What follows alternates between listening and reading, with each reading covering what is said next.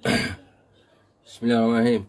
Assalamualaikum warahmatullahi wabarakatuh kepada saudara dan saudari yang dirahmati Allah sekalian. Selamat malam dan salam sejahtera tuan. Waalaikumsalam. Hak Long daripada Muar. Tugrul Ghazi, Anwar Rizal, Jackie Spero. Alhamdulillah sihat sahaja. Teruskan perkongsian tuan-tuan. Muhammad Sani. Ya, Abang Jebat Dahaka, terima kasih duit raya. Okey, selamat Hari Raya Adil Adha. Semoga tuan-tuan semua selamatlah pulang ke kampung dan sebagainya. Da'i Mat Zahari Nur Haq, Waalaikumsalam. Pak Tanwi, Waalaikumsalam. Atan Romaino, Waalaikumsalam. Pargon Usma, Waalaikumsalam. Basirun Santing, Waalaikumsalam. Abdul Khalil, Waalaikumsalam. Syam Syamila, Waalaikumsalam. Okey tuan-tuan. Selamat Hari Raya. Ya, selamat Hari Raya.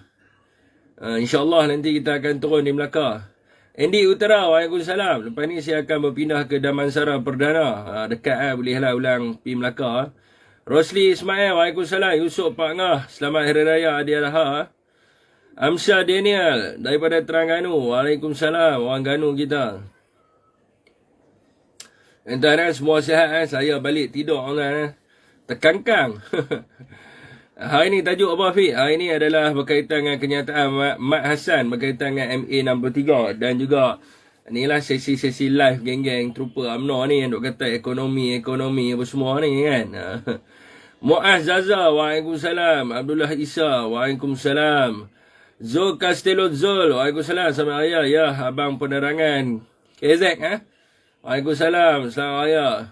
Ni ada buat kedua raya abang ni. Nak pergi ni, nak pergi. Syafiq, kamu ni masih muda, belajar lagi tentang politik dengan lebih mendalam. Tak berapa muda sangat. Saya bukan umur 18 tahun, 31 tahun. Orang start mengundi umur 21. Tak berapa sangat. Cik 10 tahun lah tempoh pembelajaran. Cukup lah kan. Orang ambil kat universiti pun 5 tahun dia. Muhammad Syahrul Hussein, Waalaikumsalam. Muhammad Sokhir. Ni orang UMNO yang sering menghalang saya untuk buat live. Apa Masri Mahri. Pak cik kita siang ke dia. Okay tuan dekat mana tadi kita dekat ni apa nama buat kenuri di balik pulau. Kau nak jemput kita kan? Waalaikumsalam. Hari ni mungkin ada artikel yang boleh kita baca kan daripada abang penerangan kita. Kod dia ada menulis apa hari ni? Bahagian tumbang 10 ekor. Cawangan 2 ekor. Hari ni Kalau hari ni memang tak boleh happy saya memang penat gila. Tak boleh bangun. Saya bangun tadi pun pukul berapa. Tu pun tengok mata merah saya main nak demam. Orang kata apa? Nak demam. Tak demam macam tu lah kan. Muhammad Razwan. Ya, Waalaikumsalam. Selamat Hari Raya Aidil Adha. Teruskan perkongsian tekan button share banyak-banyak sikit. Dola mohon penjelasan pasal KP UMNO kata isu TPM tak perlu. Ketua penerangan tak apa, lagi kita jelas tu saya take note. Saya take note Kalau saya lupa ingatkan saya Pak Cik Masri masuk VC. Boleh tak masalah apa. Kita sentiasa terbuka kepada sesiapa sahaja yang nak masuk VC. No problem.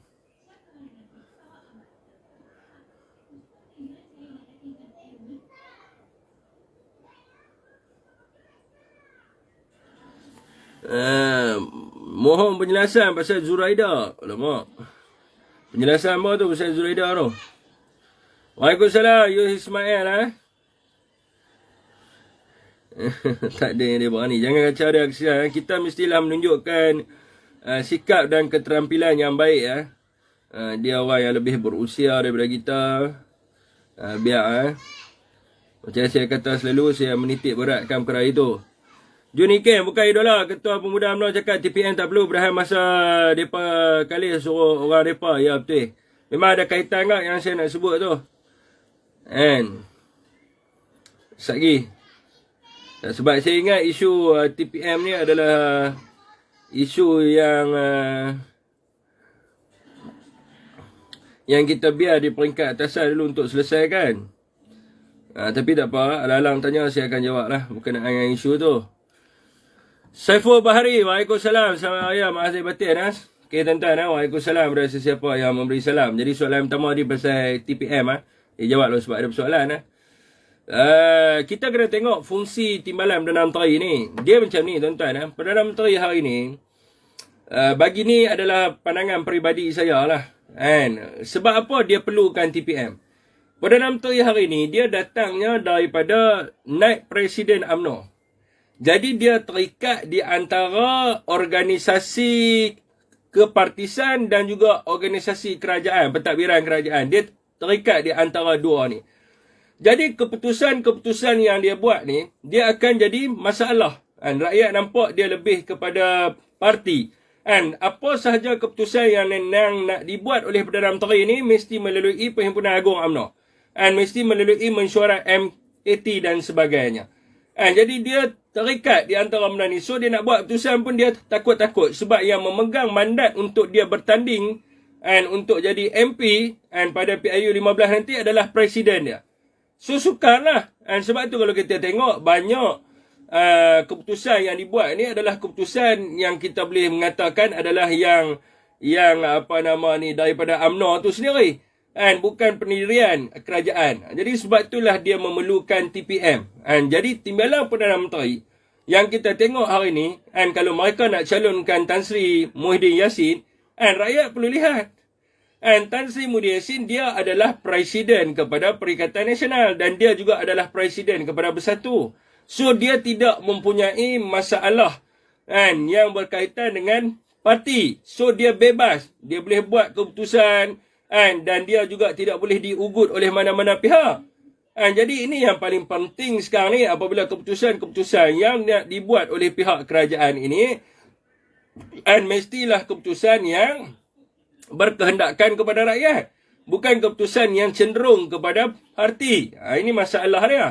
Jadi benefit is untuk rakyat semua. Bukan untuk UMNO ataupun Barisan Nasional.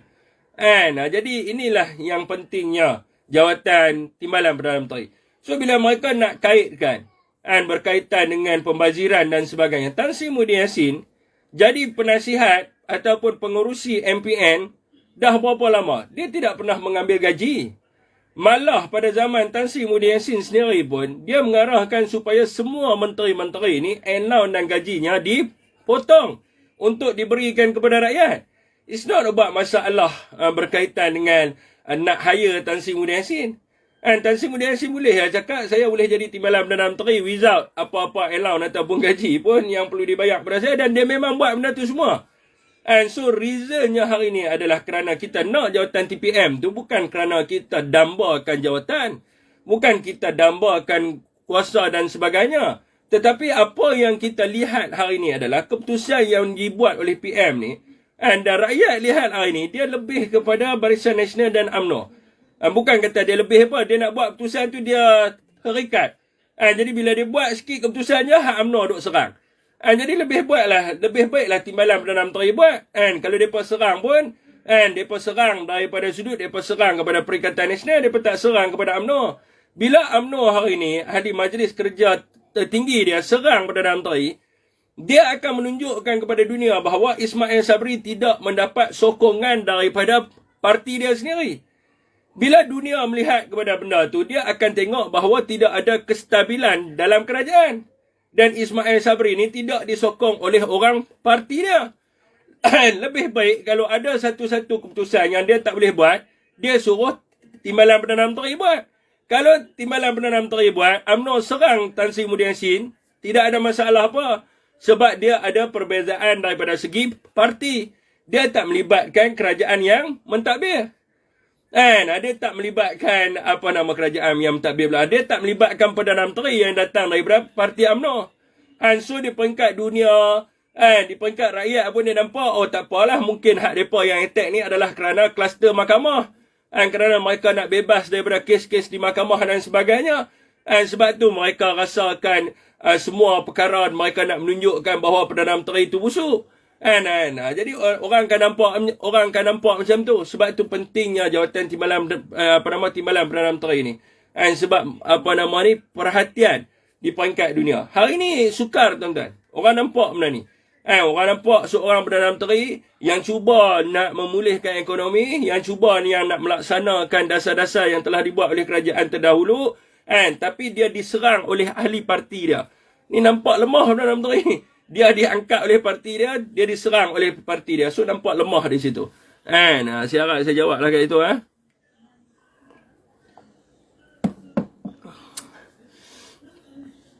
Zarik Safwan, Waalaikumsalam. Dulu pun macam ni lah.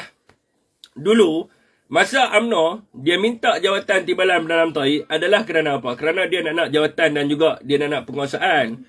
Dia nak jawatan tu sebab dia nak lobby supaya kes-kes pemimpin dia ni digugurkan daripada pendakwaan di mahkamah. Tapi di peringkat kita ni lain, perjanjian kita ni lain. Kita bukan ada nak gugur siapa-siapa pun. Tidak ada siapa-siapa kita nak gugur. Mana ada pemimpin daripada Perikatan Nasional yang kena pendakwaan di mahkamah. Tidak ada langsung. Jadi kita jawatan ni adalah kerana, ini rakyat perlu lihat. Jawatan ni adalah kerana kita betul-betul nak fokus kepada rakyat. Dan 18 bulan terbukti bahawa Tan Sri betul-betul fokus kepada rakyat. Cuma mereka yang jatuhkan Tan Sri ni ada keluar audio-audio dan sebagainya. Kerana mereka tidak mahu rakyat nampak bahawa Tan Sri ni perform. Jadi sebab itulah mereka nak gugurkan Tan Sri Muhyiddin Yassin. Okey tuan, tu adalah persoalan tu. Saya rasa jawab kot Abang Jebat. Jawab ataupun nak kena ulas lagi. Abang Jebat? Oh, Abang Jebat. Jawab kan tak jawab?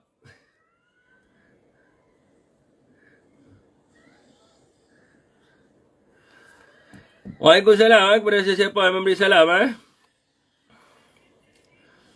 Mohon satu tarik sokongan kepada UMNO. Awak pula dah, hampa lah tarik.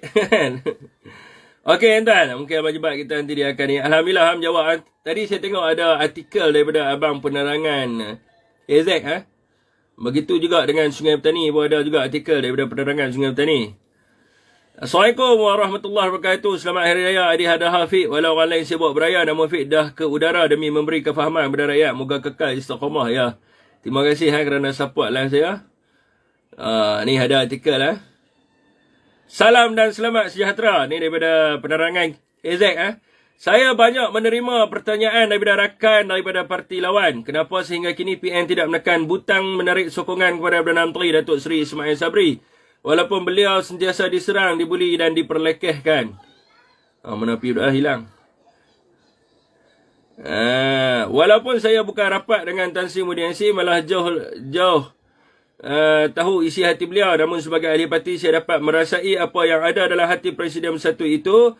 Jawapan saya berdasarkan kepada pertama, saya perlu kenali siapa Tan Sri Muhyiddin Yassin, watak dan sifat yang ada padanya. Kedua, melihat sejarah tindak tanduk Tan Sri Muhyiddin Yassin ketika membuat keputusan. Ketiga, melihat kedudukannya sebagai Presiden Parti. Secara ringkasnya, berdasar yang pertama, Tan Sri bukan individu yang mudah terpengaruh dengan situasi. Sikapnya yang tenang, sabar dan beragama tidak mudah untuk mengambil tindakan itu kerana memikirkan akibat atau kesannya kepada orang lain, kepada rakyat dan negara. Kedua, sejak dalam politik, Tan Sri Muhyiddin Yassin bertindak atas naluri yang betul dan tepat berdasarkan latar belakang sikap beliau. Tindakan bukan bersifat emosi. Beliau seorang yang menepati janji dan akur dengan keadaan. Menarik diri sekarang bukan cara beliau kerana ia bukan jatuh di bahu beliau. Sejarah politik. Beliau semasa menjadi Menteri Besar Johor sehingga pernah menjadi Perdana Menteri cukup untuk menjawab soalan itu. Berdasarkan perkara ketiga, cukup jelas selaku Presiden yang memikul tanggungjawab besar daripada parti, beliau mempunyai strategi atau politik. Jika digabungkan kepada ketiga-tiga perkara itu, kadang-kadang ada orang melihatnya sebagai kurang bijak. Tetapi jika dirangkum kesemuanya, kita akan dapat jawapannya. Jadi sebenarnya jawapan yang paling senang Abang Penerangan KZ nak jawab cukup mudah saja. Kalau mereka yang ingin pilihan raya, maka mereka lah yang tarik sokongan, bukan kita yang nak menarik sokongan. Sebab kita tahu bahawa apabila kita tarik sokongan sekarang ni, kita akan bawa mudarat yang lebih besar kepada rakyat, bukan kita membawa kebaikan kepada rakyat. Sekarang ni adalah Kerajaan Perikatan Nasional bersama-sama juga Barisan Nasional dan sokongan-sokongan daripada komponen-komponen yang lain. Kalau betul nak membantu rakyat, bantu sekarang. Bukannya bantu selepas ini. Jadi ideologi yang mereka cuba bawa adalah untuk membantu rakyat adalah dengan bagi mereka menang dominan. Tetapi di peringkat rakyat-rakyat di bawah ini, rakyat-rakyat di bawah boleh nampak bahawa And kalau betul-betul mereka nak membantu rakyat, mereka bantu sekarang ni. Sebab mereka bukannya pembangkang, mereka adalah kerajaan. Namun kita tak nampak idea-idea yang mereka beri kepada kita untuk membantu kerajaan. Selainnya, apa yang kita nampak adalah pilihan raya yang mereka ingin yang mereka mahukan hanyalah untuk jawatan dan juga penguasaan mereka. And itu sahaja. Okey, tuan-tuan. Mohon tuan-tuan semua share. Jadi, kita pergi kepada tajuk kita. Iaitu BM perlu berhati-hati dalam mengeluarkan kenyataan berdasarkan MA63. Ini adalah kenyataan Tok Mat Hassan. Saya ada baca hari ini dilaporkan di dalam Sinar Harian, Malay Mail, dan juga The New Straits Times berkaitan dengan Tok Mat Hassan daripada Barisan Nasional mengatakan bahawa beliau menyuruh kepimpinan Barisan Nasional di Sabah untuk membuat perjanjian Malaysia baharu. Saya rasa sekiranya Mat Hassan ini tidak tahu apa itu sebenarnya perjanjian MA63 ni ataupun dipanggil sebagai perjanjian nombor 10760.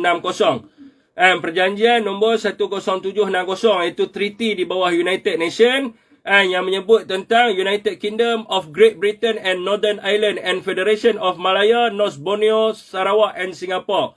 Jadi inilah yang dipanggil sebagai United Nations Treaty Series. Yang berkaitan dengan perjanjian Malaysia 1963. Kalau dia tidak mempunyai pengetahuan tentang perkara itu, jangan dia sebut. Sebab perjanjian MA63 ni bukan perjanjian buku 555 yang dia nak suruh buat perjanjian baru. Perjanjian ini yang melibatkan pembentukan Malaysia.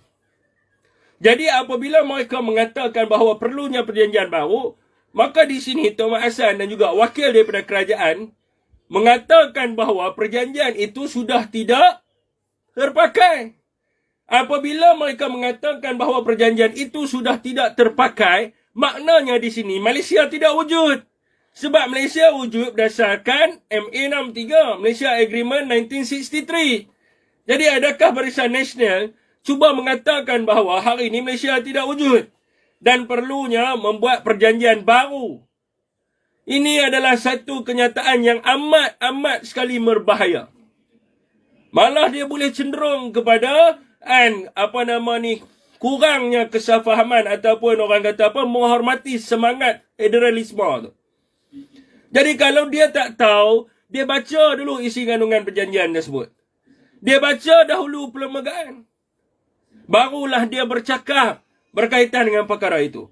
Sekarang ini masalahnya bukan perjanjian tersebut. Masalahnya adalah pelaksanaan perjanjian tersebut. Yang buat perjanjian tersebut dah baik dah. Tunku buat elok dah. Tun Razak buat elok dah. Namun selepas itu Perdana Menteri yang selepas daripada itu tidak fokus ke arah perjanjian tersebut. Yang rakyat di Borneo ataupun rakyat di Sabah dan juga Sarawak ini tuntut adalah pelaksanaan. Bukan mereka minta untuk membatalkan perjanjian yang lama. Mereka minta pelaksanaan. You orang sudah janji pada tahun 1993, kalau Sabah dan Sarawak bersetuju membentuk Malaysia, maka kena bagi ini kepada rakyat di Sabah dan juga Sarawak. Dan selepas daripada tempoh 10 tahun selepas daripada perjanjian ini, maka perjanjian ini perlu disemak mengikut kepada kesesuaian semasa pada waktu itu. Jadi ini yang dalam perjanjian ni. Jadi janganlah merapu tanpa asas kalau tidak tahu apa-apa. Sekarang ni apa yang rakyat Sabah dan Sarawak tuntut adalah hak mereka. Kena pulangkan hak mereka. Kena pulangkan royalty mereka. Kena pulangkan apa sahaja yang ada di dalam perjanjian tersebut. Jadi benda ni adalah isu yang sangat sensitif. Isu yang sangat sensitif. Dan boleh membawa perpecahan kepada rakyat di Malaysia. Saya tak tahu. Tapi kalau nak kira daripada sudut, saya setuju perjanjian baru. Termanya ialah memenuhi dan menunaikan apa yang terkandung dalam MA63. Dia takkan wujud perjanjian baru. You must understand, ni adalah treaty antara bangsa. Ni adalah treaty antara bangsa. Dia bukannya perjanjian buku 555. Perjanjiannya di antara North Borneo, Singapura, Sarawak, Tanah Melayu dan juga Northern Ireland. Ni perjanjian dia. Ni treaty antarabangsa. Berapa nak buat perjanjian baru? Sepatutnya dia kena tunai. Nampak tak? Orang dah jadi macam celaru lah. Nak kena buat perjanjian baru semula. Jadi dia akan jadi masalah. Kalau ikutkan daripada sudut politik, dia mungkin baiklah untuk Kerajaan Perikatan Nasional. Boleh kita kata bahawa Mat Hassan ni cuba untuk orang kata menjatuhkan kerajaan Malaysia ni. Dia cuba untuk memecahkan Malaysia ni. Itu kita boleh mainlah sentimen tu. Tapi sebenarnya mengelirukan orang ni adalah perkara yang lebih utama. Dia mengelirukan semua orang. Jadi sekarang ni, kalau betul-betul macam yang dibuat, kalau kita tengok pada zaman Ketua Menteri sekarang ni Haji G, dan juga kerajaan semasa ditadbir oleh Tan Sri Muhyiddin Yassin, apa yang kita buat adalah kita menyemak semula perjanjian MA63 dan kita menunaikan perjanjian MA63. Jadi kerajaan sekarang ni yang diketuai oleh Barisan Nasional dan UMNO ataupun di bawah Ismail Sabri ni, apa yang mereka perlu buat adalah untuk menyemak isi kandungan MA63 ini dan mereka melihat apakah janji-janji yang telah dibuat tetapi belum lagi terlaksana. Ini kena buat daripada masa ke semasa. Sebagai contohnya penambahan bilangan kerusi parlimen. Kalau ikutkan daripada perjanjian, Sabah dan Sarawak mestilah mempunyai 1/3 daripada kerusi di parlimen. Hari ini mereka masih lagi tidak cukup 18 kerusi. Di Sarawak 31 kerusi. Di Sabah 25 kerusi. Kalau ikutkan, dia kena ada 1/3 daripada jumlah kerusi di parlimen. Sekarang ni kerusi di parlimen ada 222. So dia kena ada 1/3. Kalau tak silap saya masih lagi kekurangan 18 kerusi. So kerajaan kena bagi mereka buka 18 kerusi parlimen lagi. Itu antaranya lah di dalam perjanjian tu. Lepas tu berkaitan dengan hak-hak royalty. Berkaitan dengan kedudukan anak negeri Sabah dan juga Sarawak tu. So benda-benda ni yang kena laksanakan. Ni semua perangai macam DAP dulu lah. DAP bila dia nak tarik semangat orang Sabah ni sokong dia, dia pusing. Dia pusing perjanjian tu macam juga UMNO juga. Bila dia nampak bahawa perjanjian MA63 ni bermasalah sebab kepimpinan UMNO yang baru tidak menunaikan janji tersebut, maka dia pusing nak buat perjanjian baru pula. Jadi kalau orang di Sabah dia termakan dengan apa yang dicakapkan oleh Mat Hassan ini, dan mereka mengatakan maka mereka kena undi Barisan Nasional sebab mereka nak buat perjanjian baru, itu adalah satu perkara yang saya tak tahu lah, mungkin dia ada otak atau tidak. Tapi apa yang saya tengok ni, kenyataan Tuan Mat Hassan, satu berbahaya, dan satu lagi adalah dia cuba manipulate. Dia cuba manipulate. Sebab apa? Kalau sebut tentang MA63, dia pergi ke Sabah sana, rakyat Sabah dah tak percaya Barisan Nasional. Malah mereka menolak semua parti-parti Semenanjung. Jadi dia cuba manipulate kat situ. Banyak sangat star ni. Abang Jebat, terima kasih. Okey, tuan. Okey, yang mana ada persoalan berkaitan dengan MA63 tu, boleh bertanya kepada saya. Saya nak kata saya cakap tu tak adalah cakap sangat, tapi saya ingat-ingat sikit-sikit lah berkaitan dengan perjanjian tersebut. Sebelum kita pergi kepada topik yang seterusnya.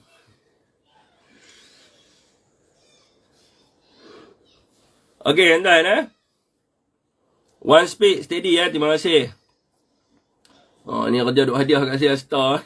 Terima kasih banyak-banyak. Rezeki tu orang kata jangan ditolak.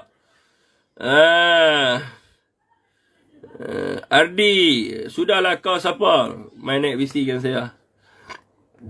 Ni dia cuba nak type gunakan perkataan orang Sabah tapi tak jadi. Ni orang Kedah. Kau siapa tu Kedah. Siapa tu kita tahu dah, tak main daripada Penang, mesti main daripada Kedah. Tak main daripada Kedah, mungkin main daripada Perlis lah. Kalau nak jadi trooper pun kena study juga macam mana orang Sabah type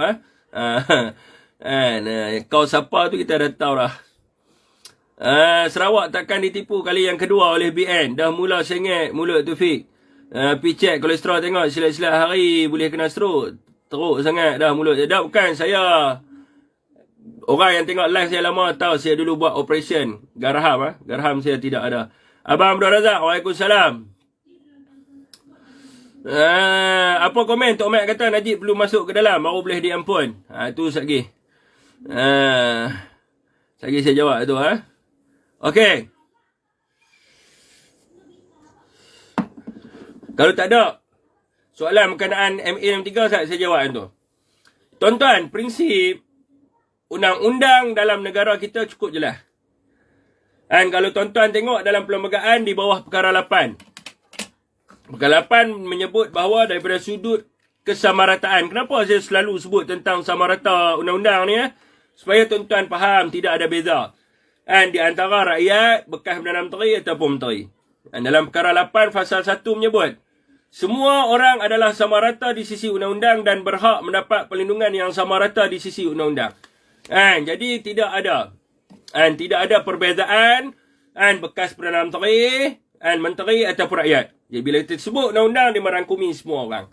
Jadi cukup jelas. Prinsip undang-undang dalam negara kita ni cukup jelas. Kalau mereka sebut tentang innocent until proven guilty, dekat mana kedudukan guilty tu dia duduk? Dekat dalam negara kita dia ada 3 mahkamah. Mahkamah tinggi, mahkamah rayuan dan juga mahkamah persekutuan. Jadi bila dia terbukti bersalah di mahkamah tinggi jenayah, maka dia adalah guilty lah. Dia adalah seorang bersalah. Selagi dia tidak dibuktikan bahawa beliau tidak bersalah ataupun dipanggil sebagai DDLA dibebaskan dan dilepaskan. Dia lah DDLA dibebaskan dan dilepaskan.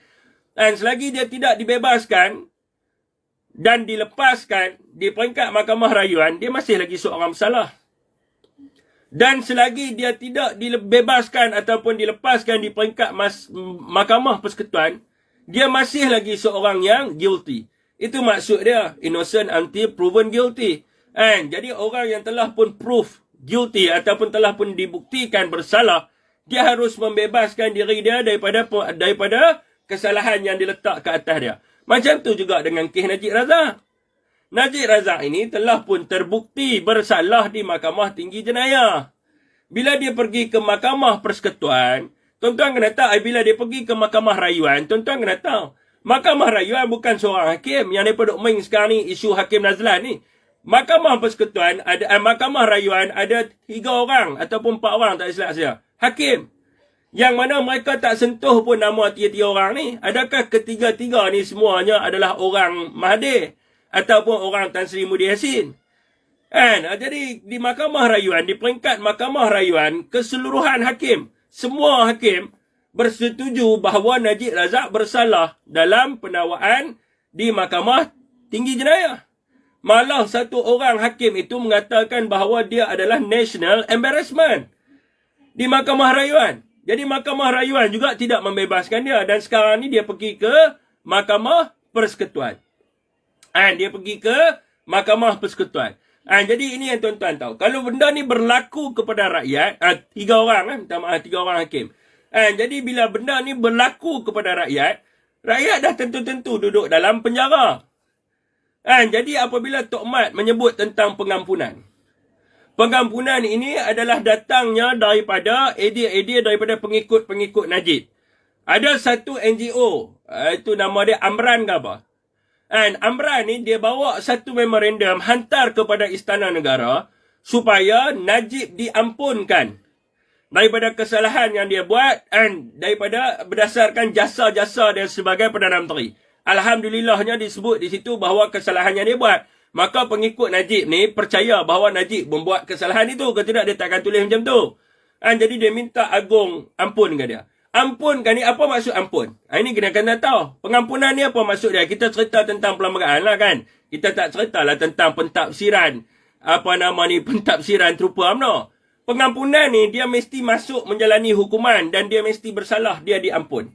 Ampun ni adalah dia didapati bersalah dan menjalani hukuman dan kemudiannya dia diampunkan ataupun dimaafkan atas kesalahan yang dia buat. Macam Anwar Ibrahim buat.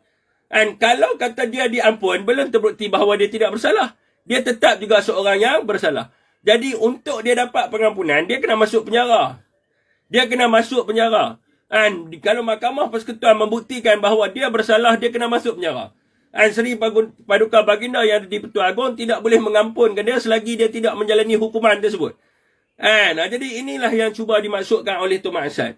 Jadi di sini, pengikut Najib, penyokong Najib dan juga Najib sendiri merasakan bahawa diri dia bersalah. Sebab tu dia minta Agong untuk ampunkan dia. Sebab orang kata apa, yang term ampun ni adalah dimaafkan. Jadi dia mengakui bahawa dia bersalah. Sebab tu hari ni saya sendiri, orang nak tanya saya, dulu saya ikut Najib, kenapa saya benci pada Najib sekarang ni? Sebab dia bersalah.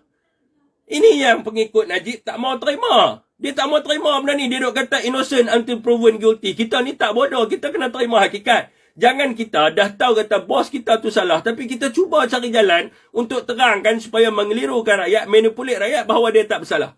Ini yang cuba dibuat oleh mereka ni. Macam saya sedar memang dia bersalah sebab mahkamah jatuhkan hukuman dia bersalah. Dan Mahkamah Rayuan pun mengatakan bahawa kesalahan itu dikekalkan. Sekarang ni 4 orang hakim yang dikatakan Najib ni bersalah. Mana mungkin 4 orang hakim ni dirasuah? Mana mungkin 4 orang hakim ni adalah hakim Mahathir? Ini tidak logik akal langsung. Jadi kepada pengikut Najib ni, itu saya kadang-kadang pun meluat dengan mereka juga. Sebab apa saya meluat dengan mereka? Sebab mereka cuba memanipulasikan rakyat Malaysia. Dan kita kena tahu kalau seseorang yang salah ini kita angkat dia jadi seorang pemimpin, apakah maruah orang Melayu? Apakah maruah rakyat Malaysia? Di mata dunia, orang akan lihat satu-satunya, dulu dalam dunia ni dia kata satu-satunya orang dipanggil sebagai plundering idiot adalah Najib Razak. Seorang pemimpin di dunia. Yang digelar sebagai plundering idiot. Dan kemudiannya nanti akan keluar pula surat khabar di peringkat dunia bahawa rakyat Malaysia menerima plundering idiot to be a second minister. Untuk menjadi sebagai second lah dah. Untuk menjadi sebagai sekarang ni yang keberapa sekarang ni, yang ke-9. Rakyat Malaysia menerima plundering idiot untuk menjadi Perdana Menteri yang ke-9. Maka kalau kita pergi ke luar negara, orang di luar negara memandang bangsa Melayu ataupun memandang rakyat Malaysia ini sebagai orang yang bodoh kerana boleh terima seorang yang rasuah yang mengambil hak mereka untuk menjadi Perdana Menteri. Ini masalah dia, tuan-tuan.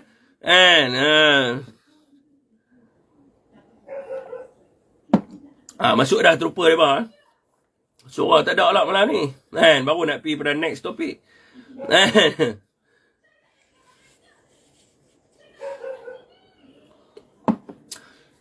Macam tu juga, tuan-tuan. Bila mereka menyebut tentang ekonomi. Tadi saya tengok live daripada Amir Hijaz. Saya tak panggil dia Datuk Seri. Sebab dia menipu, dia tidak ada pun Datuk Seri. Dia kata ambil daripada Filipin ke mana, kita tak tahu. Dan juga macam tu jugalah dengan ramai-ramai saya berterupa UMNO yang nak buat live ni. Mereka selalu sebut kita perlukan pilihan raya kerana ekonomi sekarang ni tengah teruk. Mereka selalu war-warkan ekonomi sedang teruk. Tapi mereka tak bagi penanda aras ekonomi yang teruk tu. Mereka mainkan isu kenaikan harga barang. Dengan nak mengatakan bahawa ekonomi teruklah yang menyebabkan kenaikan harga barang ni, walaupun tidak ada kena mengena langsung dengan apa yang mereka hujahkan. Jadi hari ni, tuan-tuan, saya bagi data. Macam sebelum ni pun saya bagi data kepada tuan-tuan. Tuan-tuan boleh merujuk kepada kenyataan daripada Tengku Zafrul hari ni, yang mengatakan bahawa prestasi ekonomi suku kedua terus diperkukuhkan. Macam yang saya terangkan kepada tuan-tuan sebelum ini, nilai pengangguran dalam negara kita berkurang.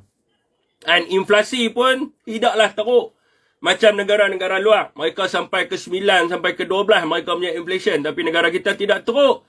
Kerana apa? Kerana subsidi ataupun pemberian subsidi yang telah pun diberi oleh kerajaan. Malah dalam kenyataan Tengku Zafrul hari ini ada sebut berkaitan dengan unjuran IMF dan juga Bank Dunia. Yang beliau mengatakan bahawa telah pun mencapai unjuran pertumbuhan yang baik bagi tahun 2022, iaitu 5.3 hingga 6.3 %. Jadi inilah yang dijawab oleh Tengku Zafrul. Tuan-tuan kena lihat. Macam tadi, apa nama ni, orang kata apa? Amir Hijaz ada sebut, dia kata Bank Dunia kata Malaysia ni bakal bankrupt. Jadi tidak ada asas langsung apa yang mereka perkatakan. Yang mereka war-warkan kepada rakyat. Bahawa hari ini ekonomi negara tersangat teruk. Ekonomi sangat merudum dan sebagainya.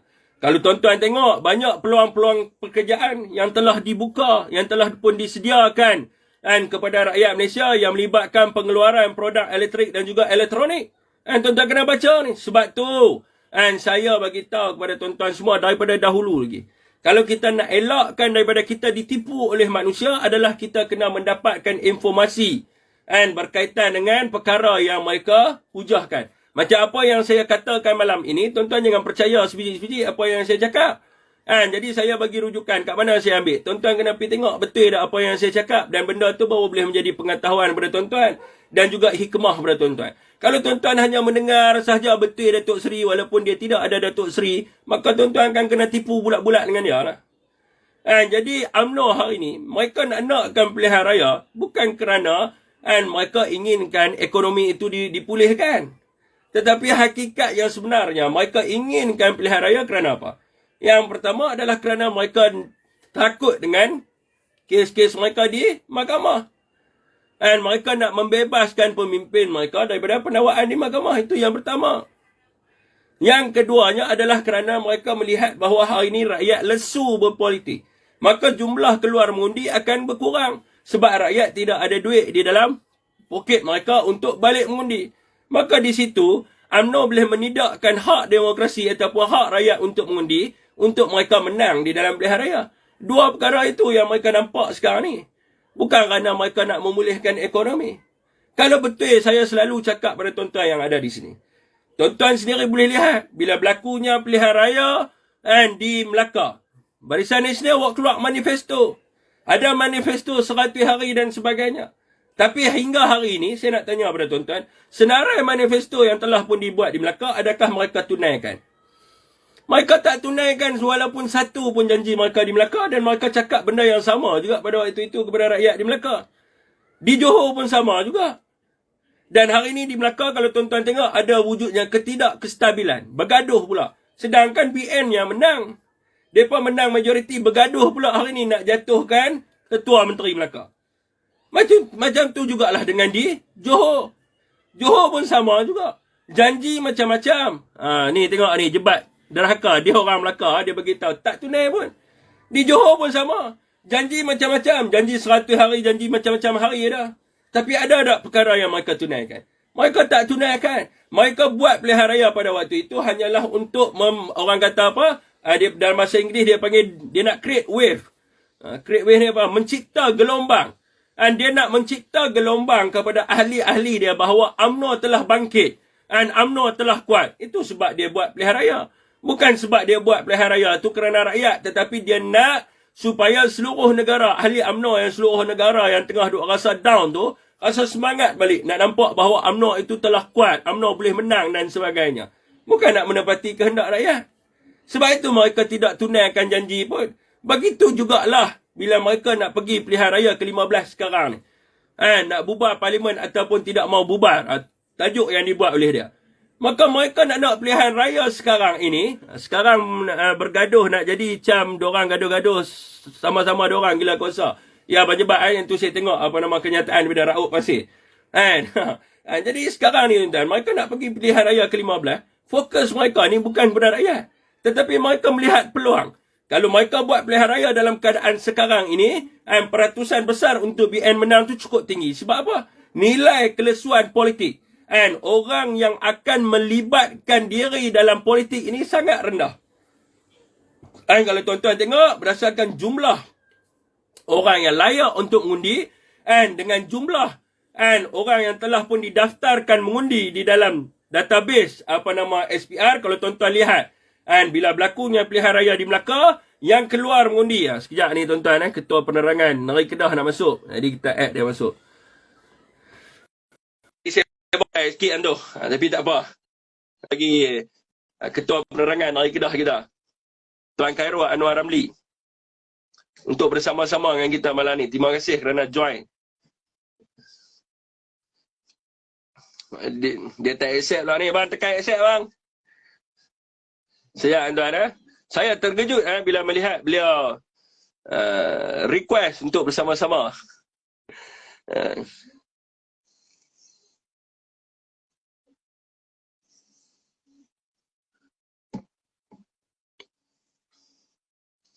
Okey tuan sekejap kita bagi peluang, kita tunggu.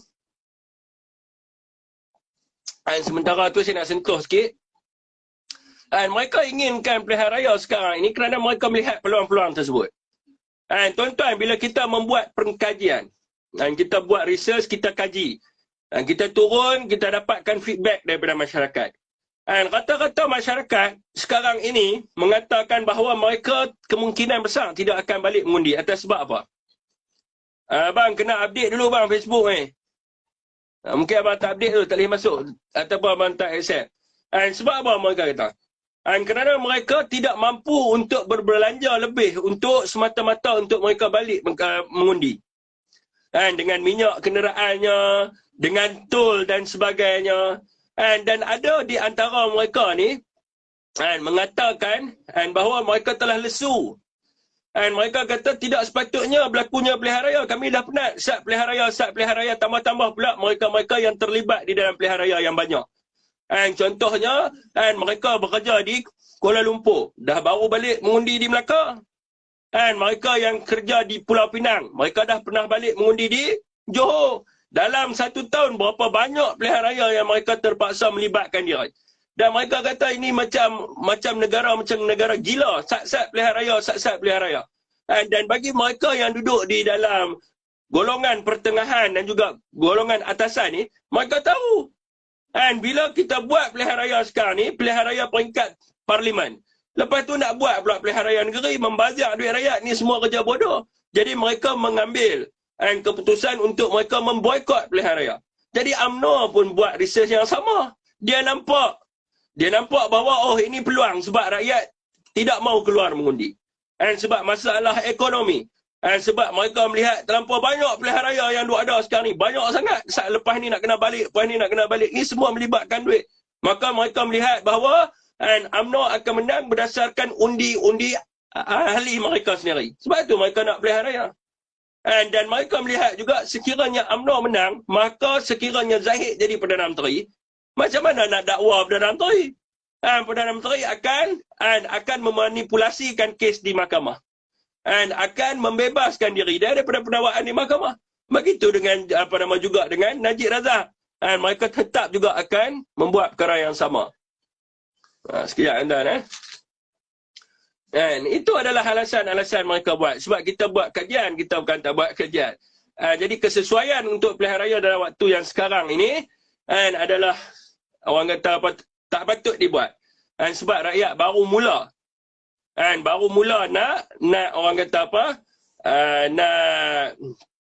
macam mana saya nak cakap, nak memulihkan ekonomi mereka. Sekejap kalau tak boleh saya kena call lah. Sebab mungkin tak update antara Tuan Khairul ataupun FB saya yang tak update. Antara dua tu. Tapi saya rasa FB saya sentiasa update.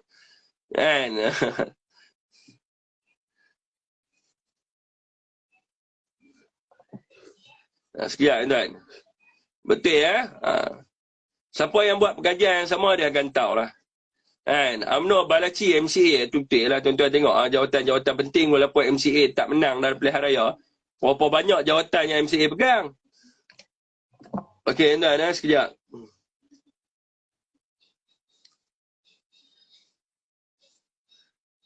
Saya kena call tu.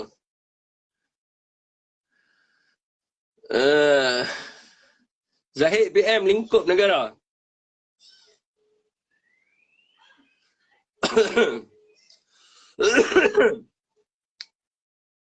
Siap tuan Ya Abang Abdul Razak, terima kasih.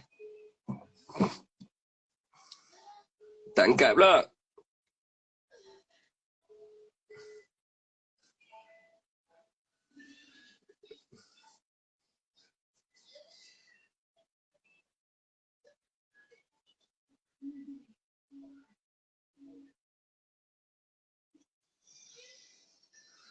Okey, tuan jangan koyak sangat. Mereka nak PRU 15 untuk bebaskan ketua perompak dan penyamun mereka. Dua mahkamah putuskan bersalah pun mereka masih tak percaya kepada mahkamah. Ya betul lah, sebab mereka menerima buan. Tuan-tuan kena tahu. Mereka ini menerima wang daripada pemimpin-pemimpin mereka ni. Baru ni saya jumpa dengan bekas ahli UMNO. Dia kata Zahid duk turun bagi dekat bahagian-bahagian. Duk bagi duit dan sebagainya. Jadi mereka ni takut dan mereka diugut juga. Zahid kata kalau dia kena, dia akan pastikan orang yang terima daripada dia pun semua akan perlu jawab juga duit yang mereka terima tu. Begitu juga dengan Najib. Sebab ketua-ketua bahagian UMNO ni semua terima. Mereka terima. So mereka kata kalau kata Najib kena, mereka pun akan sangkut semua. Semua dia akan sangkut. Najib kena saja bersalah, dia akan cek pula lepas tu. Duit ni pergi ke mana? Lebihan daripada duit ni dia pergi ke mana? Semua pergi kepada UMNO bahagian semua ni. Jadi mereka pun kena jawab benda-benda ni semua. Okey, tuan. Sebab tu mereka takut.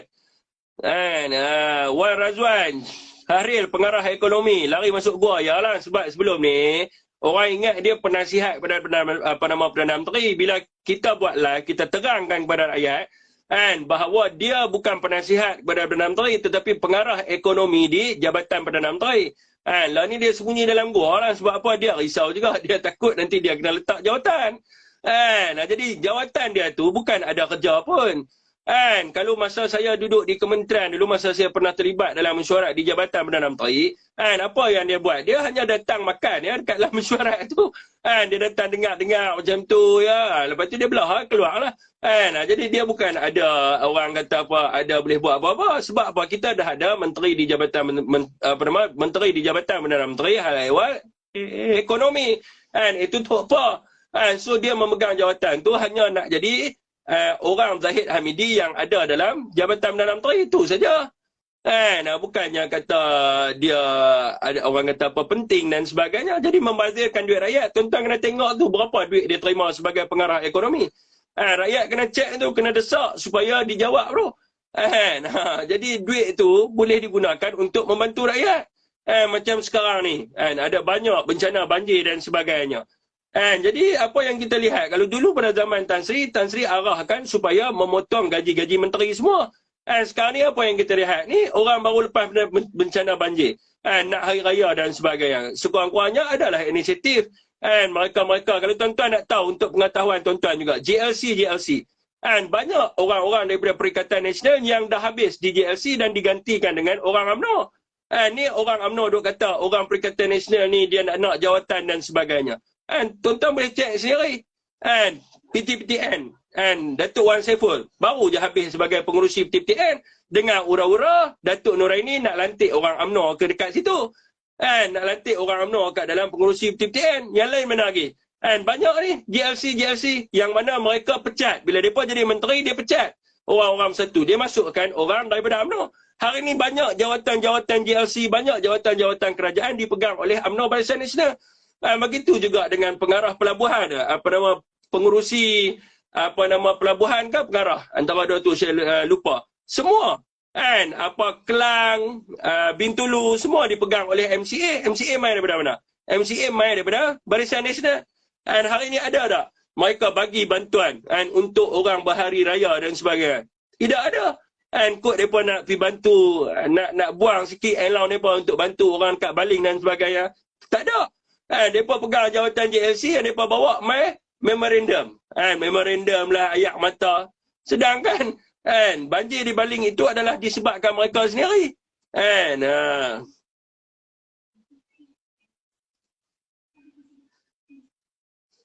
Ya, tuan pengurusi pemulihan, pulih apa, ulas sikit. Banyak yang telah dipulihkan, antaranya berkaitan dengan ekonomi dan sebagainya. Hasan benar tak? Saya tengok mungkin Tuan Khairul kot. Terbaik Parti Bersatu. Ni orang tidak tahu, tuan-tuan boleh pergi semak sendiri. Tuan-tuan pergi tengok sekarang ni. JLC siapa pegang? JLC siapa pegang? Kementerian siapa pegang? Menteri yang satu pegang banyak mana ya? Saya nak tanya tuan-tuan, hari ni anak tuan-tuan, ni mereka tak war-warkan lah. Hari ni anak tuan-tuan pergi sekolah. Makanan mereka masih murah di kantin sekolah. Sebab apa? Tu Razi Jidin bawa suara untuk supaya kantin-kantin ni semuanya orang kata apa, dikecualikan mereka punya sewa-sewa mereka. Pengusaha kantin sekolah di seluruh Malaysia hari ini mereka tidak dikenakan sewa. Sebab itulah harga makanan di sekolah tidak meningkat. So banyak yang dibuat ni untuk oleh Menteri Bersatu. Yang lainnya apa? Menteri Ekonomi kita. Yang mereka kata tidak function dan sebagainya. Banyak benda yang dibuat oleh Tok Pa. Malah ada kenyataan-kenyataan Tok Pa yang mereka tawa keluar dalam berita. Banyak. Antaranya adalah program tuan-tuan. Saya tengok program miskin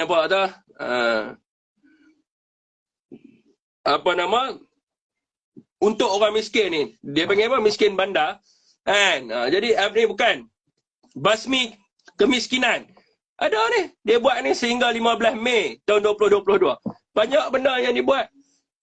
Termasuk juga di bawah Kementerian Dalam Negeri berkaitan dengan warga asing. Warga asing orang duk kata macam-macam. Kalau dulu kerajaan bawa masuk warga asing. Ni apa yang Hamzah Zainuddin buat. Saya cerita pada tuan-tuan ni. Saya ada nota ni. Tapi hari itu disebabkan saya kena pergi kursus. So saya tak sempat nak cerita pada tuan-tuan. Apa yang Hamzah buat? Hamzah sekarang ni dia dah hantar balik. Dia dah hantar balik 250,000 orang warga asing yang duduk kat dalam negara kita. Dah hantar balik buat penawaran di bawah dia panggil rekalibrasi hati untuk hantar mereka balik ke negara mereka. Jadi untuk mereka balik Bangla dan sebagainya. Jadi sekarang ni di peringkat Kementerian Dalam Negeri mereka tidak menguruskan untuk bawa masuk orang warga asing yang baru masuk ke dalam negara kita. Cuma mereka buat dipanggil sebagai rekalibrasi kerja. Maknanya warga asing yang mana telah pun tamat tempoh visa mereka ataupun mereka membuat kerja lain di Malaysia. Kalau mereka kena tangkap dengan immigration, kita akan hantar mereka ke pusat pusat immigration punya itulah, pusat penahanan immigration. So sekiranya mereka nak kerja dalam negara kita, dia kena kerja dalam sektor 3D. Dan dia kena majikan mana tu kena bawa dia datang dan dia boleh masuk dalam program rekalibrasi kerja ni, dan dia boleh kerja ikut term berapa lama dalam negara kita, lepas tu dia hantar balik. Jadi sebab tu sekarang ni masalah kemasukan warga asing dalam negara kita ni berkurang. Sebab bagi selepas itu di peringkat Kementerian Dalam Negeri ini, Menteri Bersatu juga telah pun melancarkan kempen yang dipanggil sebagai Kita Demi Negara. Untuk apa? Untuk bantras. Sebab mereka nampak ada warga asing yang duduk merata kat negara kita. Lepas ni di peringkat Kementerian Dalam Negeri, dia akan pergi di setiap parlimen yang akan bermula di Perak dan seterusnya semua. Akan pergi ke keseluruhan parlimen di Malaysia untuk memastikan bahawa dia dapat tahu warga asing ni duduk di mana. Dia akan bawa semua.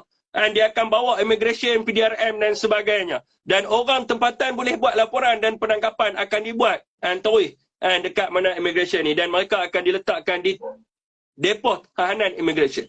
Sekiranya mereka tidak mahu libatkan diri di dalam proses rekalibrasi. Kalau mereka dengan willingly nak balik, mereka kena balik terus. Sebab itu kita buat program tu. Kalau kita nak buat program macam sebelum ni, masa Ismail Sabri jadi Menteri Pertahanan, apa yang dia nak buat?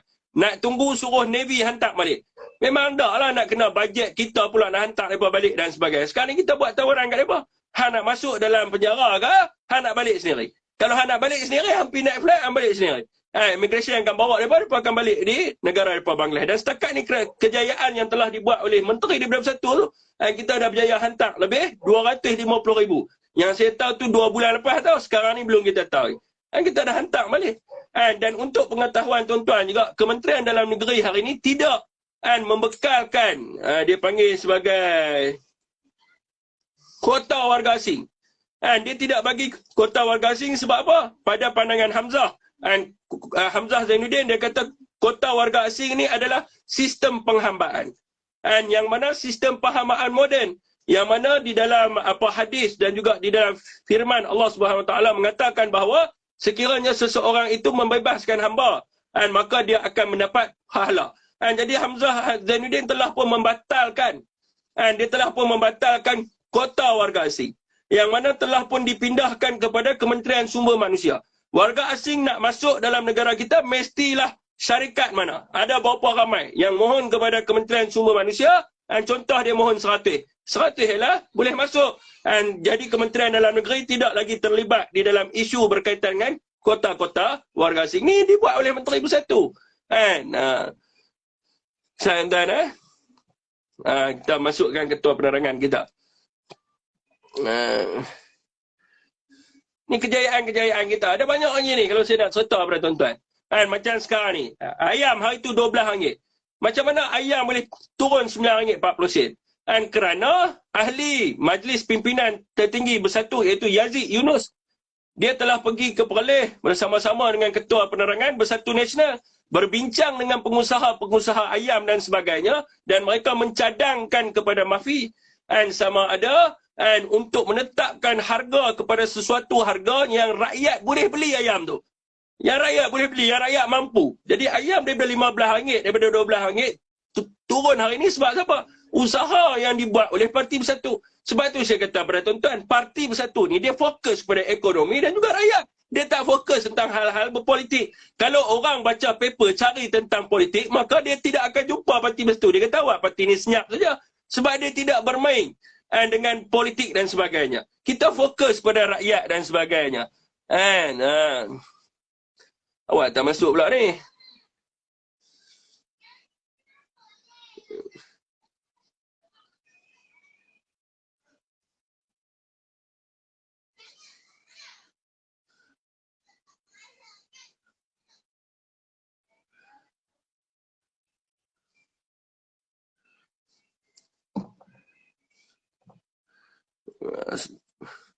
Zaman Zahid, warga asing dialu-alukan masuk ke Malaysia. Tipulah hang. Saya tipu apa? Tuan-tuan pergi rujuk sendiri. Buka Kementerian Dalam Negeri, tengok. Baca. Baca news-news berkaitan dengan Kementerian Dalam Negeri. Hari ini siapa yang pegang berita? Kementerian mana pegang? Confirm dia takkan keluarkan cerita tentang Bersatu. Tuan-tuan, ni saya lupa nak promote pada tuan-tuan.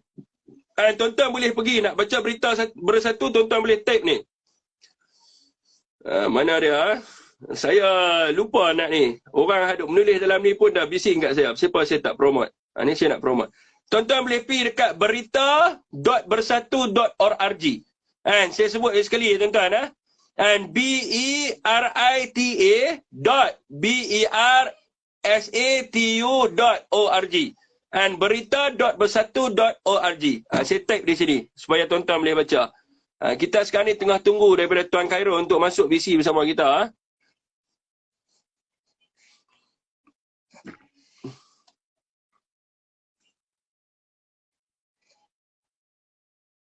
Tuan-tuan boleh pergi semak dekat sini. Ini adalah berita berkaitan dengan kita. Kita wujudkan platform berita kita lah, macam Suara Keadilan, macam Harakah Daily. Kalau tuan-tuan nak baca tentang masa tu, tuan kena baca kat sini. Banyak perkara yang kita buat. Bukan kita langsung tak buat. Macam setengah mereka duk kata bahawa menteri kita gagal. Habis benda apa lagi yang kita buat? Kementerian apa? Siapa silap PN lah bagi peluang pada UMNO dulu lantik jadi TPM. Jangan percayalah puak kluster mahkamah ni. BN jangan percayalah. Memang kita tak percaya kepada mereka, tapi kita terpaksa buat demi orang Melayu. Demi rakyat Malaysia. Kalau kita tak buat, maka pada waktu itu akan berlakunya perpecahan kaum yang anggap besar. Dia pun ikut ketua mereka Minumun, geng sembang kemas tapi takut BC. Anwar Rizal dah tukar lah kan. Bagus-bagus ya. DAP akan tumbang di PG. PG tu benda. Tuan-tuan boleh baca setiap hari. Tuan-tuan baca dan share. Jangan baca saja. Baca hari-hari. Tuan-tuan tengok hari ni berapa banyak kerja yang telah dibuat oleh menteri-menteri Bersatu. Dan juga daripada parti kita sendiri. Ni kalau tuan-tuan tengok ni. Pelan nak pulihkan ekonomi Sabah melalui pelan SMJ.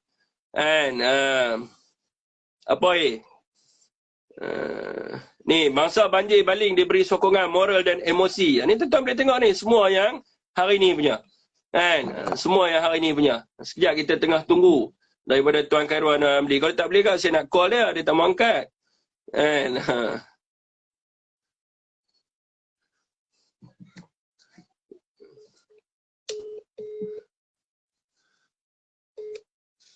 Hello, boleh tak?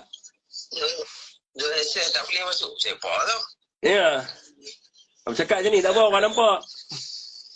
Saya tak boleh, takut betul-betul ya. Takut betul-betul. Tak ni, apa nama, yang request ready to page, apa nama, try request, apa nama, guna account. Dia nak tukar pakai account tu. Account personal lah. Account personal lah. Lepas tu baru request. Baru request, paste tak boleh, yang saya tahu lah. Okay, saya try. Ya. Mesti boleh kali ni, bismillah sikit. Okay. Aku ni tak tukar habis aku kata kat Trooper Hamnah. DAP akan tumbang di PRU kali ni di Pulau Pinang. DAP kalau nak tumbang di Pulau Pinang ni, dia usaha dia kena besar sikit. Sebab apa? Kalau kita tengoklah berdasarkan dia punya peratusan kemenangan dia di Pulau Pinang tinggi. Jadi kalau kita jumpalah hanya segelintir ada satu third party company kepunyaan Bangladesh, kenapa dia bagi kelulusan, kenapa dia kontrol warga asing. Lah ni dah tidak ada lah. Dah tidak ada dah company yang kontrol warga asing. Masa zaman Hamzah. Okey, saya jawab Pulau Pinang Ustaz. Jadi dia suka sebab dia memerlukan usaha yang besar. Kalau kita tengok sekarang ni, orang Melayu yang bangkit berjuang di Pulau Pinang ni hanya sekumpulan yang kecil. Yang mereka merasakan bahawa mereka ni ditindas, mereka merasa tidak boleh orang Cina yang mentadbir negeri Pulau Pinang dan sebagainya. Hanya sekumpulan yang kecil. Bukannya kata ramai dan sebagainya. Kalau tuan-tuan tengok mereka sendiri pun, macam mereka punya public figure mereka dan sebagainya, macam Tok Singa dan sebagainya. Kalau mereka pergi pun bukannya di Pulau Pinang, banyak orang luar yang ikut mereka lah, macam saya dan sebagainya. Orang daripada Pulau Pinang sendiri tak ramai. Jadi kalau kita pergi buat survey di Pulau Pinang, kalau kita pergi bertanya dengan orang-orang yang duduk di pulau lah. Jadi kalau kita pergi tanya kepada mereka, mereka kata tidak ada masalah apa dengan DAP. Jadi ini yang saya cuba masukkan kepada tuan-tuan. Maknanya macam tu juga dengan Ustaz, apa nama Ustaz tu, Abdullah Khairi. Dia kata sendiri, dia kata Lingwang bukan ada masalah apa pun. Jadi itu masalah dia. Kalau kata kita nak ambil balik Pulau Pinang, saya tak nampak. Jadi kalau dia nak, dia kena ramai-ramai berjuang. Dan dia kena cari benda lain, isu lain. Dan sebab saya tengok isu bahawa, kalau tengok generasi masa kini, dia tak heran pun. Orang Cina ke India ke, dia tak kisah. Macam umur 30, yang 20 apa semua ni kan. Mungkin mereka telah diajar bahawa tidak wujud di antara perbezaan bangsa. Mungkin mak bapak mereka hajar macam tu. Macam dulu-dulu yang mai zaman 70-an, 60-an, 80-an ni, waktu tu mungkin mereka diceritakan tentang tragedi 16 Mei, mereka diceritakan tentang zaman komunis dan sebagainya. Jadi dia kaitkan komunis ni dengan bangsa-bangsa yang tertentu. Jadi dia mai pada era zaman sekarang ni, dia melihat kepada manusiawi ni semua sama. Dan dia melihat kepada integriti, dan juga dia melihat kepada tanggungjawab, dan dia melihat kepada moral kepada seorang pemimpin tu. Jadi isu-isu yang melibatkan rasis ni, saya dah tak nampak tak boleh dah. Kalau orang Pulau Pinang, kalau dia nak bawa, dia kena pergi ambil cerita. Contoh baru ni, saya jumpa satu orang, dia Muslim lah, dia mamak Muslim. Saya jumpa dia di Batu Kawan. Dia cerita kat saya, dia kata ahli parlimen Batu Kawan ni, apa nama dia? Gaturi Patuh kan, dia tidak pernah ambil tahu tentang masalah-masalah orang yang kluster bawahan di situ. Dia kata banyak orang di sini, orang mamak ke Melayu, banyak duduk flat, dia kata dekat situ. Dan flat di situ dia kata dah berpuluh tahun, dan mereka tidak diselenggara daripada sudut air mereka. Dia kata cuba bayangkan kita duduk satu negeri ni, Pulau Pinang, yang dikatakan hebat, air ni air yang karat, dia kata. Air yang masuk ke dalam rumah kita ni untuk anak-anak kita minum, air yang tidak berkualiti. Malah dia kata tangki-tangki air yang dimiliki oleh apa dia panggil Pulau Pinang apa tahu, dia kata tidak pernah dicuci, dia kata. dalam tu bila mereka naik atas tu dia kata banyak tikuih mati, and banyak taik burung duduk kat dalam tangki tu dia kata. And so dia kata inilah yang kita kena perjuangkan. Jadi itulah yang kita tengok. Kalau orang Pulau Pinang, dia nak berjuang hari ni, dia tak boleh kata menolak DAP. Dia kena bagi tahu sebab apa nak kena tolak DAP. And sebab ahli parlimen ni mereka tidak memahati kepada kebajikan sosial rakyat dan sebagainya.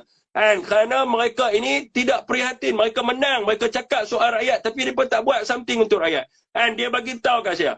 Dia kata you tengok dekat Batu Kawan, dia kata ada longkang-longkang. Longkang-longkang ni rumput dia kata banyak, rumput banyak, lalang bersepah-sepah. Dan dia kata sepatutnya kalau ikutkan kepada tender kerajaan negeri, sepatutnya setahun sekali mereka kena buat potong. Mereka kena buang ni, mereka kena mendalamkan longkang. Dia kena buat pembersihan longkang dan sebagainya. Tapi di Pulau Pinang dia kata, longkang-longkang, dan dia kata rumput naik banyak. Rumput banyak, longkang busuk, tersumbat dengan sampah dan sebagainya. Dan tidak pernah dibuat oleh Majlis Bandaran Pulau Pinang.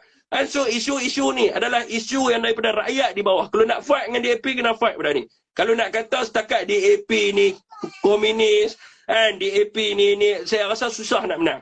Tapi kalau nak bagi tahu kata DAP ni dengan apa nama, dia tak jaga kebajikan rakyat dan sebagainya, maka senang nak menang. Aduh, kenapa pula dah tak boleh masuk ni VC?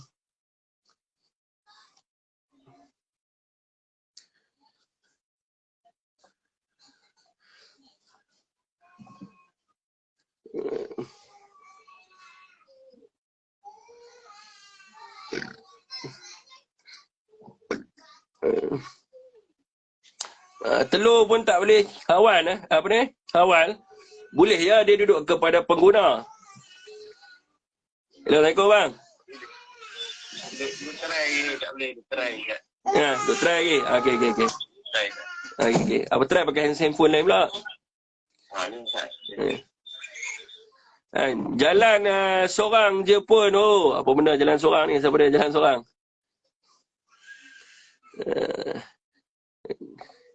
DAP Pulau Pinang tak ada duit sebab kalah judi. Dia macam-macam lah sebab dia cerita di sini. Dia kata kerajaan DAP Pulau Pinang, dia dapat apa nama air tu secara percuma. Jadi ni isu. Isu yang paling besar di Pulau Pinang, dia beritahu saya. Dia kata syarikat air Pulau Pinang, dia jual mineral water. Dia jual mineral water tu yang dibuat oleh dia lah. Dan dia jual kepada rakyat. Dan dah lah orang kata apa, ayak di Pulau Pinang ni kena bayar dengan kos yang tinggi dia kata. Lepas tu mineral water tu dia jual pula dekat kedai-kedai dan sebagainya dengan harga yang mahal dia kata. Ini banyak poin-poin ni adalah berkaitan dengan masalah rakyat dan sebagainya. Tapi depa ni banyak pejuang. Awak live seorang pun kefik ya. Okey. Dia macam apa nama sebagai contohnya berkaitan dengan kandang babi. Jadi orang di Pulau Pinang ni, aktivis ni, depa suka fight benda yang menunjukkan pada resis. Dia tunjuk, oh ni kandang babi, nampak ni DAP, bangsa Cina laknatullah apa semua. So bila dia sebut saja bangsa Cina laknatullah, seluruh bangsa Cina di Pulau Pinang akan terasa dengan kenyataannya. Maka DAP pergi kepada orang Cina, dia beritahu, dia kata apa? You tengok orang Melayu, resis. Dia panggil you apa? Laknatullah. So dia pergi dekat situ. So hari ni kita tak boleh. Sebab apa? Kita hari ni kalau tuan-tuan tengok statistik daripada jumlah pengundi, dia melibatkan semua. Orang India, orang Cina dan sebagainya. So dia kena pergi ke masalah yang paling root, masalah di bawah yang dihadapi oleh semua bangsa. Orang India duduk kat flag. Orang Cina duduk kat flag. Orang Melayu pun duduk kat flag juga. So dia kena pergi dekat isu di situ. Isu yang melibatkan ground, yang bawah. Masalah daripada sudut penyaliran orang-orang, rumah-rumah orang susah dan sebagainya. Kalau nak attack DAP, yang katakan dia ni chauvinis dan sebagainya, susah. Sebab hari ni tuan-tuan, ramai yang keluar daripada sekolah Cina, daripada biasa duduk dengan semua bangsa, dia tak kisah lah. Dia tak fikir. Dia tak kata, ni orang India, ni orang Cina. Macam saya sendirilah. Saya sendiri bila saya cakap, bila saya cakap satu benda tu, walaupun saya cakap tu sebenarnya niat saya tu untuk memperjuangkan bangsa Melayu, bukan menidakkan bangsa lain. Tapi bila saya duduk di antara orang bukan Melayu ni, dia rasa risau. Saya takut mereka ni salah. dan apa yang cuba saya sampaikan dan sebagainya. Dan saya takut mereka rasa macam Syafiq ni resis dan sebagainya. Dan itu adalah perasaan orang muda sekarang ni. Dan dia nampak kepada penyatuan semua kaum dalam Malaysia. Dan dalam masa yang sama dia memperjuangkan bangsa dia. Dan dia begini pun orang tak nak visi Bukan dia ada masalah nak visi tadi. Pendek kata suruh parti bersatu tekan butang. Kenapa bersatu perlu tekan butang? Yang nakkan pilihan raya UMNO, tapi yang kena tekan butang bersatu. Bersatu jelas bagi tahu bahawa parti bersatu tidak menginginkan pilihan raya di dalam masa yang terdekat. Jelas benda tu. We are clear.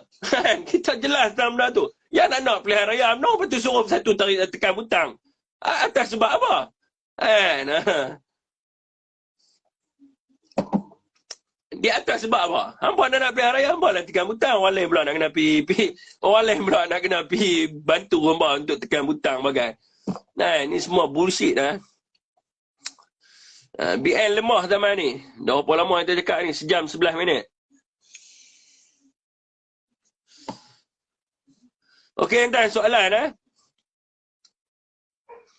UMNO balaci MCA itu tidak dapat dinafikan itu tidak dapat dinafikan.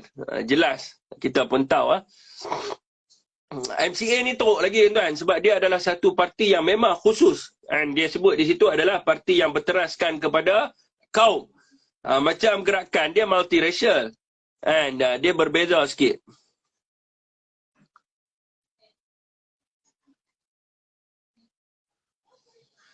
Penang ni kena tanya Ustaz Sufian tu. Saya kata sekelompok kecil di antara mereka yang berjuang. Tapi bukan ramai-ramai yang berjuang nak jatuhkan DAP. Malah orang Melayu di Penang pun ada di antara mereka yang sokong DAP pun. Itu jadi masalah tu. Aduh, masalah kita tak boleh dia sangkut tawisi ni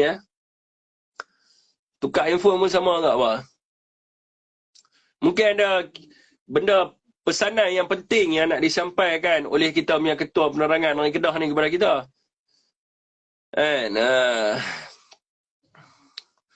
Kena takut bagi mandat kepada rakyat kembali. Tak ada mana nak buat parlimen sekarang. Tak dah stabil kalau buat parlimen 15 sekarang barang duit rakyat betul. Ni adalah orang-orang yang memahami macam mana duit kerajaan tu sampai. Kalau orang yang faham bahawa duit kerajaan tu duit dia akan marah ahli-ahli politik ni suka-suka hati guna duit dia. Jadi memang itu yang saya nak sampaikan setiap malam. Fail lagi. Memang itu yang saya nak sampaikan setiap malam. Saya nak bagi tahu supaya orang tahu bahawa duit kerajaan tu adalah duit mereka. Duit mereka sendiri ni. Bukan duit orang lain. Duit mereka. Jadi dia kena tahu benda tu. Jadi nak buat pilihan raya apakah, nak guna duit kita, kena pastikan rakyat senang dulu.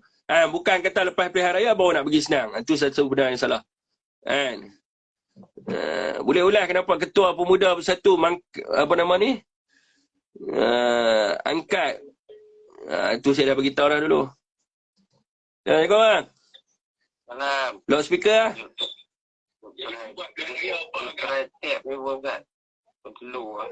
ya.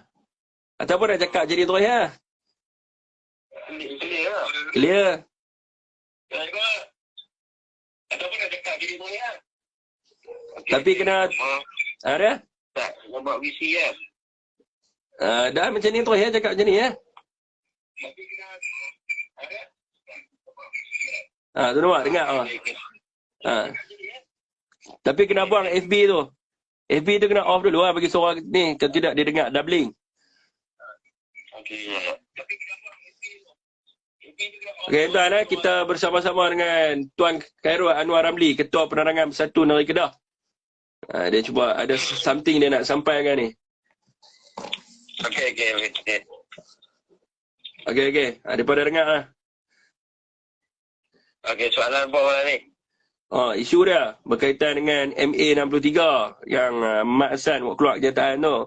Dan juga isu berkaitan dengan UMNO katakan bahawa ekonomi tidak stabil dan perlukan PL15, sedangkan kenyataan Tengku Zafrul ekonomi sedang bertambah pulih. Bab MA63 tu saya tak mau nak sentuh sangat sebab benda tu agak complicated sikit. Cuma saya nak fokus adalah kepada persoalan tentang kestabilan. Maknanya hari ini UMNO mendesak supaya diadakan pilihan raya kononnya untuk mendapatkan kestabilan.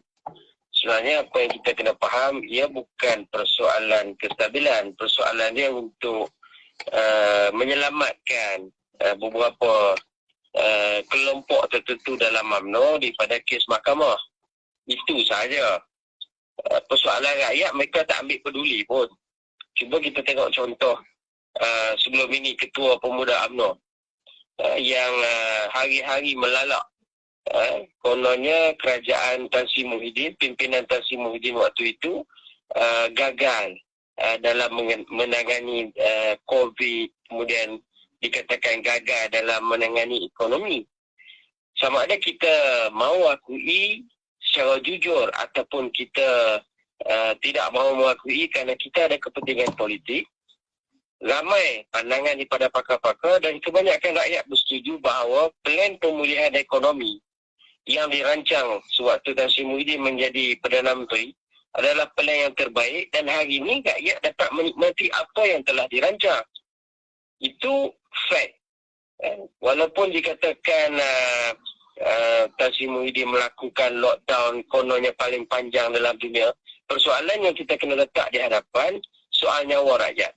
Waktu itu belum peringkat awal, kalau kes COVID itu sendiri belum ada vaksin ataupun penawar untuk menyelesaikan masalah tersebut. Sehinggalah kerajaan bertemu ataupun berjumpa dengan pembekal-pembekal vaksin ini, maka dibuat keputusan dan plan pemulihan negara itu telah dirancang, plan vaksinasi itu telah dirancang daripada peringkat awal, peringkat demi peringkat, dan sehinggalah hari ini rakyat mendapat kita kata agak ruang itu untuk memulakan balik semula ataupun menaikkan balik ekonomi sendiri.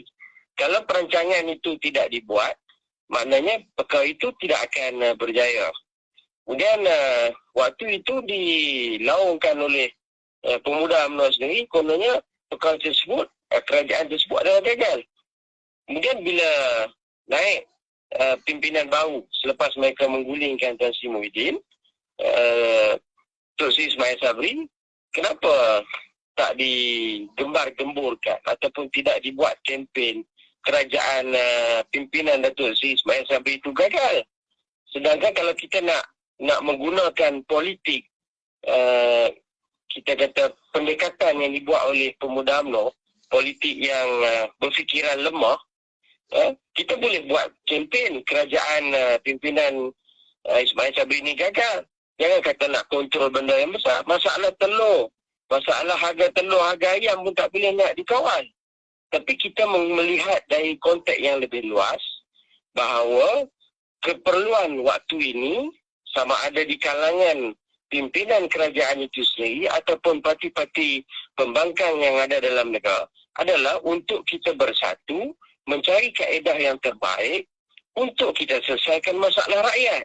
Apabila masalah rakyat ini dapat kita tangani ataupun sekurang-kurangnya dapat kita redakan kegelisahan rakyat, maka pilihan raya boleh dilakukan dan kita pun ada peraturan-peraturan dan mandat yang ada itu sebuah kerajaan boleh memimpin sehingga 5 tahun. Mana selepas itu diserahkan balik mandat kepada rakyat, so rakyat akan buat keputusan dan akan menilai sejauh mana kerajaan yang memerintah hari ini betul-betul membawa aspirasi rakyat. Sekarang yang sibuk sangat nak pilihan raya, kita kena ingat, mungkin ada di kalangan juak-juak UMNO ni, bagi saya kurang sedikit. Kerana untuk melakukan, ini saya nak nyatakan, sebab saya pernah berdiskusi dengan Menteri Keuangan Datuk Seri Tengku Zafrul. Saya tanya kepada dia, andai kata pilihan raya dibuat dalam waktu sekarang, berapa kos yang kerajaan terpaksa keluarkan untuk memastikan pilihan raya itu berjalan dengan lancar? Dan dia maklumkan kepada saya, kosnya sangat tinggi. Jumlahnya melebihi daripada 2 bilion ringgit. Kos yang perlu kerajaan bagi kepada SPR untuk memastikan pilihan raya diadakan. Dalam waktu sekarang rakyat tertekan, sebaiknya duit yang kita nak buat pilihan raya ini, lebih kurang 2 bilion ini, disalurkan kepada sektor ataupun kelompok golongan B40 ataupun golongan-golongan yang memerlukan bantuan. Itu lebih baik waktu sekarang ini. Orang tak kalut nak pilihan raya. Yang kalut ni pemuda UMNO, yang kalut ni kluster mahkamah, puak-puak golongan haluan kiri, yang dalam UMNO sendiri pun dia orang tak mau bantu Datuk Seri Ismail Sabri. Sebab tu saya minta kelompok yang mendesak nak diadakan pilihan raya. Dan saya nak tanya juga, adakah kalau pilihan raya diadakan, katalah diadakan dalam tahun ni, adakah selesai masalah harga barang? Sedangkan masalah kenaikan harga barang ni, inflasi ini bukan hanya berlaku di Malaysia, dia berlaku di seluruh dunia. Dan kita kena kaji juga apakah faktor-faktor yang menyebabkan inflasi itu berlaku. Satu, kita boleh tengok kesan daripada peperangan di Ukraine dengan Rusia. Kemudian faktor penularan COVID dan ada lagi beberapa faktor yang lain yang menyumbang kepada berlakunya inflasi. Saya rasa mungkin ada kelompok dalam mana ni dia tak baca buku ataupun memang bermasalah di segi berfikir secara logik dan wajar. Sebab itu keperluan sekarang tidak mengira mana-mana parti politik. Dalam kita berusaha untuk memastikan masalah rakyat ni dapat kita tangani, sekurang-kurangnya kita stabilkan dulu. Dalam ada lagi lebih kurang setahun lagi kerajaan ada mandat dan kita sudahi mandat rakyat ini. Kemudian kita pulangkan balik, maka buatlah pilihan raya. Waktu itu kalau UMNO nak bertanding ke, siapa nak bertanding lah. Tunjuklah kata kita tu memperjuangkan rakyat. Dan jangan hanya berlindung di sebalik isu kononnya memperjuangkan rakyat ini, tapi mempunyai agenda politik yang kotor dan murahan. Jadi saya minta kita rakyat ataupun rakan-rakan yang mengikuti live malam ini, kita jangan terperangkap agenda politik sempit kelompok dalam UMNO ini yang semua majoriti rakyat tahu terpalit dengan rasuah pelbagai skandal yang lain. Bang, boleh jawab sikit tak tentang jawatan Timbalan Perdana Menteri? Ramai duk tanya. Baik, persoalan perjanjian jawatan Timbalan Perdana Menteri itu adalah perjanjian di antara Datuk Seri Ismail Sabri dengan Tan Sri Muhyiddin Yassin. Dan benda itu pun telah dipersetujui untuk tidak disiarkan kepada umum. Dan perjanjian itu juga dibuat melibatkan wakil daripada UMNO itu sendiri dan wakil daripada Bersatu. Seharusnya perkara tersebut tidak perlu ditimbulkan dan kita juga mendesak Datuk Seri Ismail Sabri supaya menghormati perjanjian yang telah dibuat. Dalam apa sekalipun rundingan, dia mesti ada terma dia, mesti ada syarat-syaratnya dan mesti ada black and white. Itu saja. Jadi yang bagi saya, kelompok yang tak tahu cerita ni, macam Ketua Benangan UMNO sendiri pun dia tak tahu apa yang berlaku, walaupun dia tu sebagai penasihat ekonomi kepada Perdana Menteri. Pengarah ekonomi. Pengarah Syahri Hamdan lah, pengarah ekonomi pun tak tahu dia duduk dalam pejabat Ismail Sabri. Adakah dia ni orang yang Datuk Seri Ismail Sabri sendiri pun tak percaya ataupun dia ni hanya spy kepada Zahid Hamidi?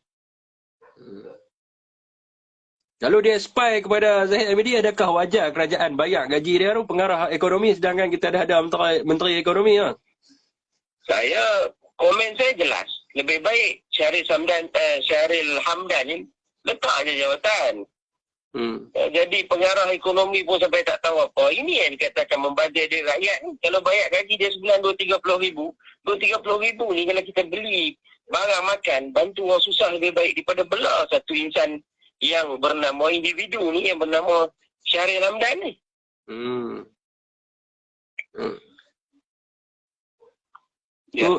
Itu komen dia, Bang. Bang, nak tanya agak bagaimana pula dengan jawatan JLC yang UMNO memecat kebanyakannya daripada orang Bersatu dan digantikan dengan orang mereka, dan hari ini kita tengok tidak perform dan membantu rakyat langsung. Seperti yang saya katakan tadi, UMNO kena hormati perjanjian. PM sendiri kena hormati perjanjian ataupun persefahaman yang telah dibuat. Kita di dalam menteri-menteri kita sendiri daripada Bersatu, kita tak pecat pun sama ada daripada GSC ataupun board yang daripada UMNO. Sebaliknya kita teruskan perjanjian kita, selesaikan sehingga pilihan raya. Jadi saya minta dalam UMNO itu sendiri, sebab saya sendiri pun difahamkan ada jawatan-jawatan tertentu yang sebelum ini menjadi kuarta ataupun hak Bersatu, tidak disambung ataupun dibuang, diganti dengan orang UMNO. Tapi kita masih lagi boleh bersabar, tapi sabar kita pun ada tahapnya, ada limit ya. Dan kita minta UMNO itu sendiri kena hormati perjanjian yang kita dah ada.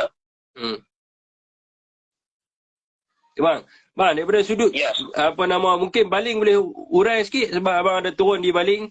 Mungkin boleh cerita sikit daripada sudut Bersatu yang lebih prihatin kepada rakyat daripada mengambil fokus ataupun mengambil peluang dalam melibatkan diri dalam perkara-perkara berkaitan dengan berpolitik ya, bang. Baik, okey, berkenaan dengan isu Baling, sejak pada berlaku banjir itu sebelah petang, kita sendiri di Bersatu Baling pun dah gerakkan jentera dia dah buka bilik gerakan, dan saya sendiri di bahagian Padang Serai, walaupun kita bahagian bersebelah, malam tu juga kita dah hantar tim untuk meninjau dan menghantar barang-barang bantuan. Waktu itu UMNO belum lagi kita nampak. Kemudian besoknya menteri-menteri kita pun turun. Ya, saya tak nafikan ada di kalangan menteri UMNO sendiri turun, beberapa menteri turun meninjau dan cuba mengulurkan bantuan, dan kita sambut perkara tersebut kerana bagi kita musibah ataupun banjir ini bukanlah tempat untuk kita berpolitik. Sebaliknya kita kena fokus kepada agenda untuk kita membantu mangsa-mangsa banjir itu yang jumlahnya lebih daripada 1,500 orang. Dan Bersatu kita committed untuk membantu. Bukan untuk saya, kita dah membantu pun. Kita tubuhkan beberapa skuad kita untuk masuk ke kampung-kampung ataupun rumah-rumah penduduk yang terlibat, dan kita melakukan kerja-kerja mencuci dan membersihkan rumah. Dan saya juga ucap terima kasih banyak daripada NGO-NGO, daripada pelajar-pelajar universiti yang turut sama membantu. Kita perlukan ramai sukarelawan, bukan hanya daripada politik saja, tapi daripada NGO-NGO untuk turun membantu membersihkan rumah rakyat. Kita tak mau ada kelompok tu. Saya tak mau nak tuding jari kepada mana-mana, tapi daripada rakan-rakan daripada politik juga yang hanya turun mengikut menteri, kemudian berselfie, menunjuk tempat yang berlaku banjir, kemudian balik. Kemudian up lah di Facebook ataupun di mana-mana media sosial, kononnya mereka dah sampai ke kawasan bencana. Bukan itu yang penduduk Baling ataupun rakyat Baling harapkan. Mereka harapkan kita datang membantu, menghulurkan bantuan, meringankan beban dan sengsara mereka.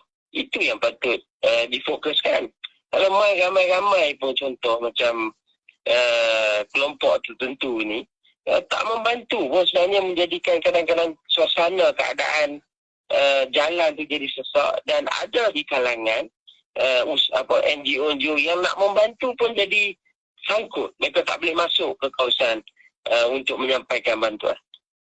Okay, bang. Ni last question, bang. Yes. Apakah kesediaan Parti Pribumi Bersatu Malaysia untuk apakah kesediaan Parti Pribumi Bersatu Malaysia Kedah untuk menghadapi pilihan raya